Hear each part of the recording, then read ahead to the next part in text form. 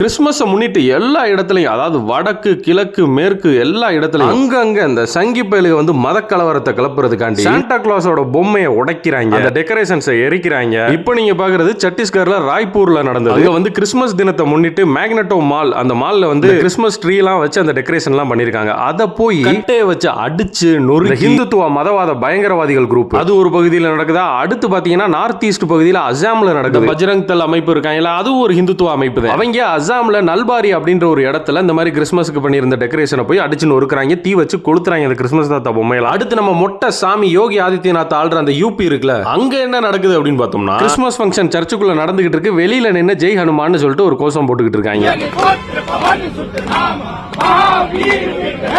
அதுவும் ஆர்எஸ்எஸ் பயங்கரவாதிகள் குரூப் தான், வேற எதுவும் கிடையாது. இது மாதிரி இன்னும் நார்த்ல நிறைய இடங்கள்ல இந்த மாதிரியான சம்பவங்கள் நடந்துகிட்டு இருக்கு. இப்ப வீடியோக்கள் வெளியாகிட்டு இருக்கு. ஒரு 2-3 நாளைக்கு முன்னாடி ஒடிசால பாத்தீங்கன்னா இந்த கிறிஸ்மஸ் தாத்தா தொப்பி இதெல்லாம் வித்த ஒரு பையனை விற்க கூடாதுன்னு சொல்லி ஒரு ஆர்எஸ்எஸ் பயங்கரவாதிகள் குரூப் வந்து விரட்டிட்டு இருந்தாங்க. அந்த இந்தியா முழுக்க ஆர்எஸ்எஸ் இந்துத்துவ பயங்கரவாதிகள் பத்தி ஒரு பெரிய மத கலவரத்தை கிளப்புறதுக்கு ரெடி ஆயிட்டு இருக்காங்க. நார்த் ஈஸ்ட் சென்ட்ரல் இப்படி எல்லா இடத்துலயும் பாத்தீங்கன்னா கிறிஸ்மஸ் முன்னிட்டு ஆர்எஸ்எஸ் பயங்கரவாத கும்பல் வந்து இப்படி ஒரு மத கலவரத்தை கிளப்பிட்டு இருக்கு. அதே நேரத்தில் தமிழ்நாட்டில் பாத்தீங்கன்னா இப்படி ஒரு சினேரியோ, ஐயப்ப பக்தர்கள் பாட கிறிஸ்மஸ் தாத்தா ஆட.